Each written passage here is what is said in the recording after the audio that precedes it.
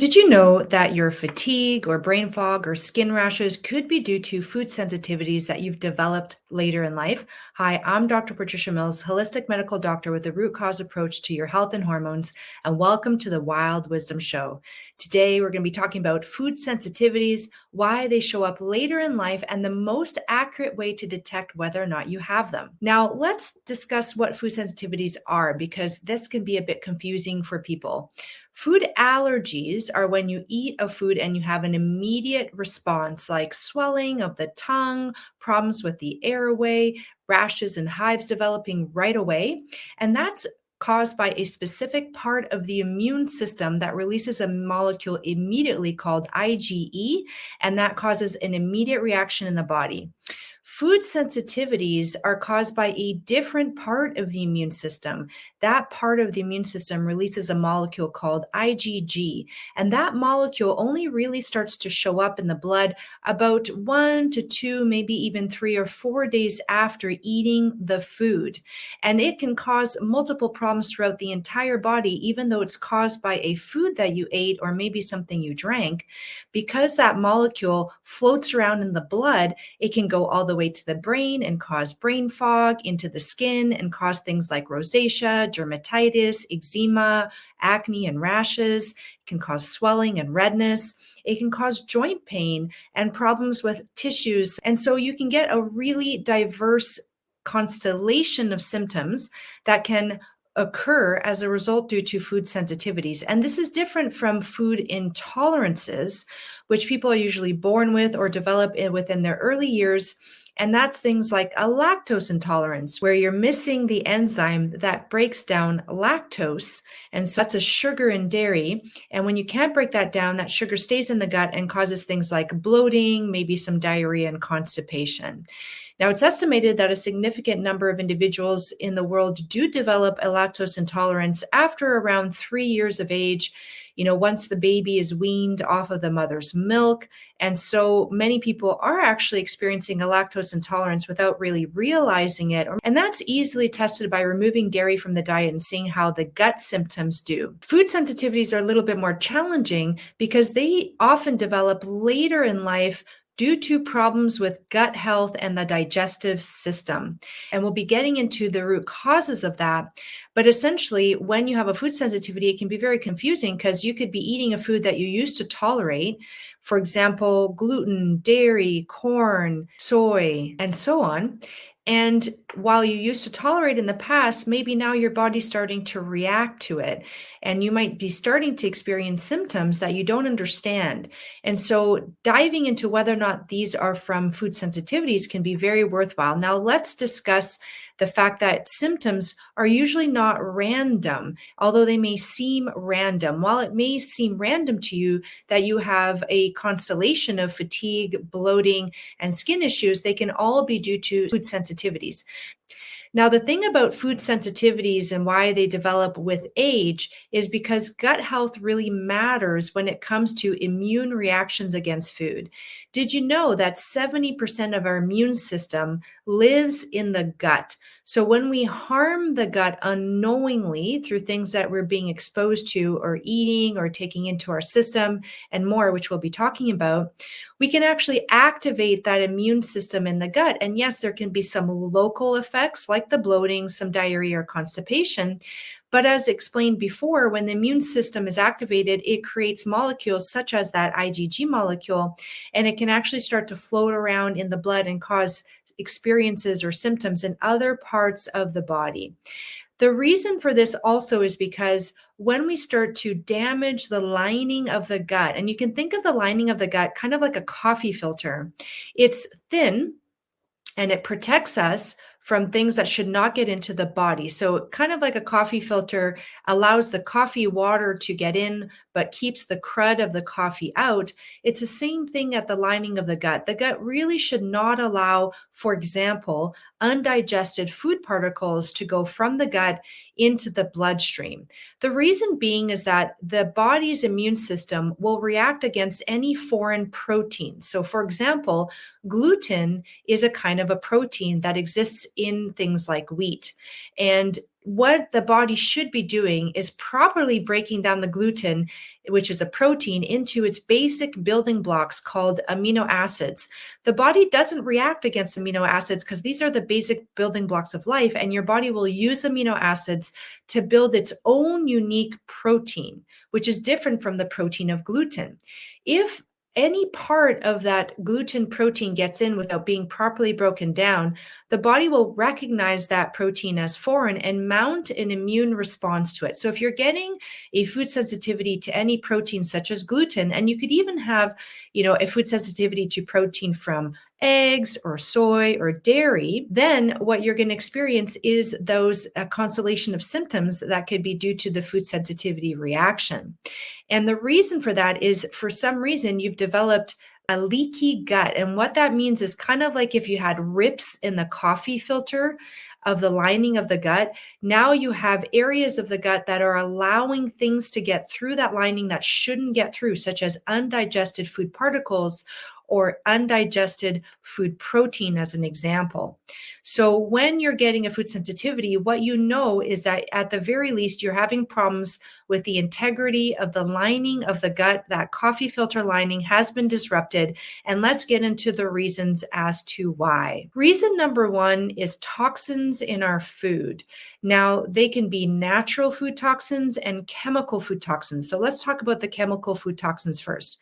In our ultra-processed foods, there are food additives that are now being recognized as damaging to gut health. It either hurts the gut microbiome, which is the community of organisms that live on the lining of our gut, or it hurts the gut lining directly.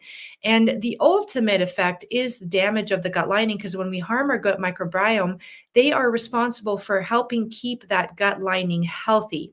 So whether it's indirectly through injuring the gut microbiome or directly through injuring the gut lining, there are many additives in ultra-processed foods, such as emulsifiers, colorants, preservatives, that are now being recognized as quite damaging to the gut. Why are they still in our food supply? Well, because when they were first added to our food supply, they didn't actually research the effect of these food additives on our gut health, because the assumption at the time was, well, these stay in the gut, they don't get into the body, so they must not be damaging to the body. But now we are learning otherwise. Food additives can damage the lining of the gut and the gut microbiome, and they can lead to inflammation in the gut lining, activation of the immune system.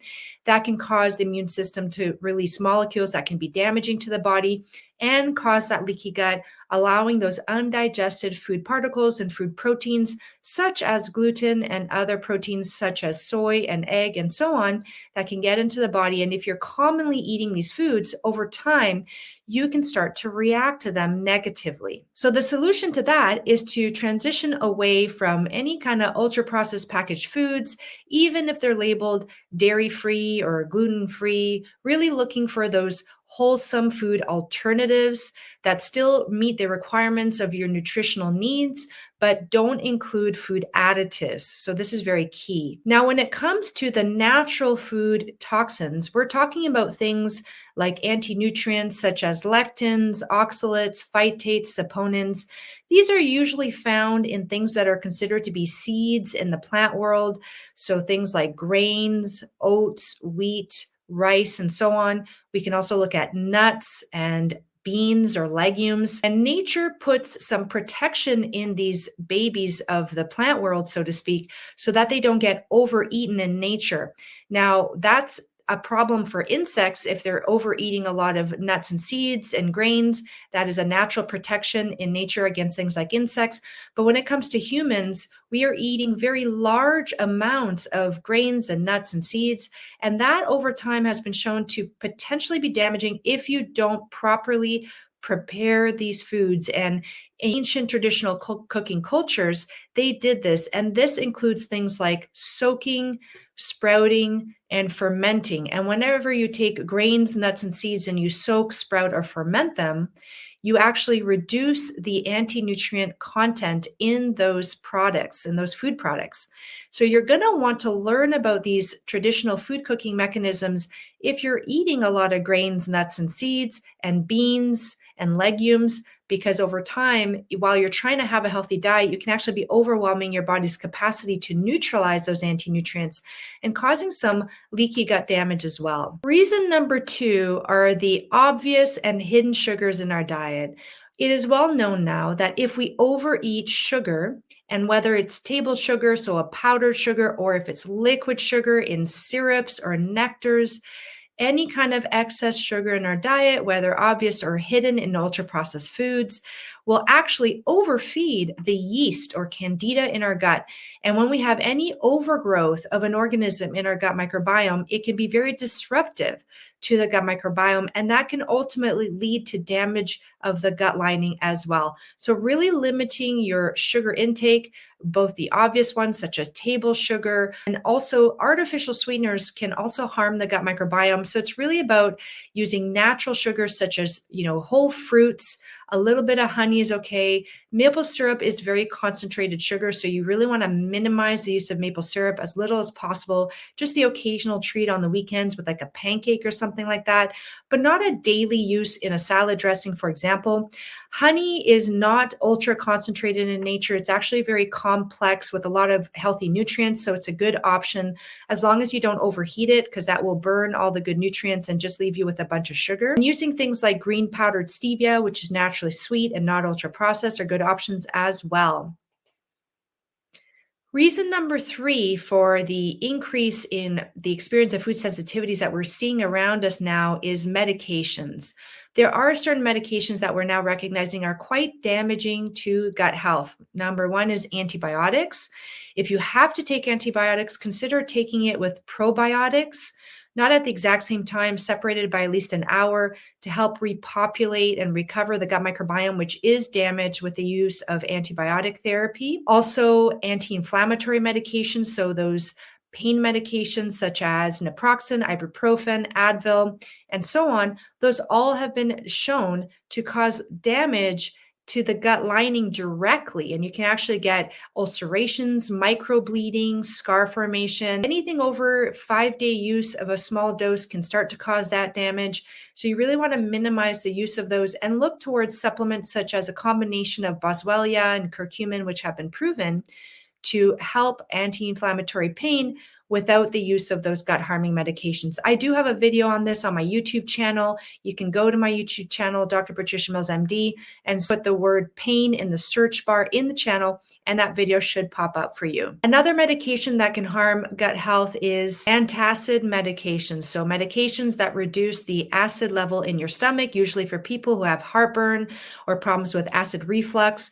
Now, the issue is that when you have acid reflux, there's usually a reason for it. You're not necessarily genetically born to have it, unless you have a structural reason like a hiatus hernia, which may require surgical repair. But if, for example, you don't have that structural reason, it's probably because of the way you're eating, when you're eating, what you're eating, and how much you're eating. And when you have heartburn, it's really a call to action to figure out what it is that you're doing that's not agreeing with your gut health. Medications such as antacids can be used in the short term, but it is well recognized that use of over 8 to 12 weeks can actually cause significant health issues over the long term. And you can even find that caution on the warning label that is inside the medication box. It's interesting, but we really should not be using those medications for more than 8 to 12 weeks, during which we are figuring out why we had the problem in the first place, addressing the root causes. And again, I do have a video about this on my YouTube channel, which you can find using the search bar. And the 4th reason is stress. Interestingly, stress has 2 ways to cause leaky gut. Number 1 is that there's a direct connection between the brain and the gut through what's called the vagus nerve. So there's that linkage, and whenever we have physical, mental, emotional stress involving the brain, so it could be a concussion or traumatic brain injury, that's a physical stress. It could be mental, emotional stress, a hard time in our lives that we're going through either acutely or chronically. When we have those stress events, it sends signal down the vagus nerve to the gut and can actually cause either a temporary or more long-standing leaky gut. And so we want to really recognize that honor that and protect our gut health while we are having problems with our mental, physical, brain health. Now, the interesting thing is that those all relate to the first three reasons, really eliminating ultra processed foods, sticking with whole foods, properly preparing our seeds and grains and nuts and legumes so that we can protect our gut health from being damaged while we are experiencing this hopefully short-term problem, and using strategies to cope with stress such as breath work, meditation, and so on in order to reduce the impact of stress on our gut health. The other way that stress can affect gut health is by lowering our healthy stomach acid. We do need some stomach acid to break down nutrients like protein in our gut and activate vitamins like the B vitamins, or else they will not be properly absorbed into our body. When we eat in a state of stress, our body cannot make enough healthy stomach acid in that moment, that crucial moment of digestion.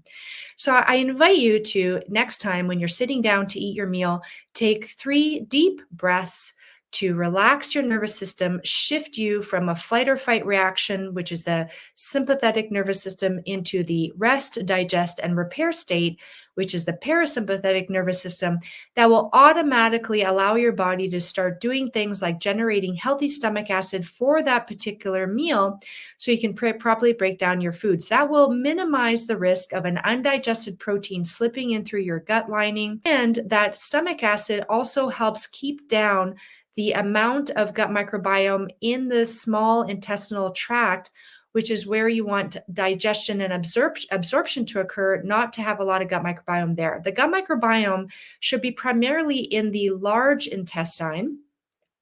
And that is usually the case when you have enough healthy stomach acid to keep the acidity in the small intestinal tract reasonable enough to keep the gut microbiome from overgrowing into that area. Whenever we have an overgrowth into the small intestine, which is also known as small intestinal bacterial overgrowth or small intestinal fungal overgrowth, that can eventually damage the gut lining and also lead to food sensitivities as well.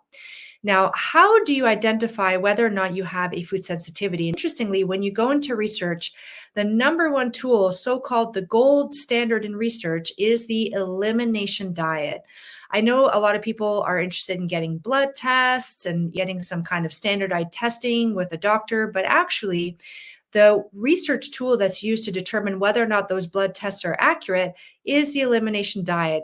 Essentially, it involves eliminating the most common food sensitivity triggers, such as the wheat or gluten sources, dairy, corn, soy as examples, and then you keep them out of your diet for about 3 to 4 weeks. And then you start to reintroduce those foods one at a time, and you notice whether or not there's a difference in your symptoms. So while those foods are out, during those 3 to 4 weeks, you should start to feel better. And when you reintroduce a food that is involved in a food sensitivity, you should start to feel worse. And you really want to track those. You want to have a very comprehensive guide in order to do that. You want to know the list of most common food sensitivities. And ideally, you'll have a good shopping list and some good recipes that you can follow during those 3 to 4 weeks so you don't feel deprived. You can actually still eat very healthily and wholesome and delicious foods while you're identifying your food sensitivity so that all of those very annoying symptoms can go away and you can feel your most vibrant self. Now, if you want some guidance, I did create an ebook with all of those resources called the Personalized Diet Solution. If you look below this video in the caption, there will be a link for you to use should you want to download it. It's a very comprehensive book full of incredibly useful tools and strategies that should get you to a point within about a month or so where you've identified your food sensitivities and you're feeling better, looking great, and living your best life. So I hope that you can find that useful. If not, find another elimination diet guide that you enjoy that you can use. But I highly recommend every person who's experiencing any kind of symptoms should try an elimination diet at least once in their life. And if anything, just to eliminate the doubt as to whether or not a food sensitivity is causing your symptoms. I hope you found this episode useful. If you did, please subscribe to my channel, my YouTube channel, Dr. Patricia Mills, MD. That's the best way to support the Wild Wisdom Show. Save this for future reference and share. Sharing is caring, and you never know when someone might benefit from this wild wisdom. I look forward to seeing you next time. Have a great rest of your day, evening, or night, depending on when you catch this. Bye.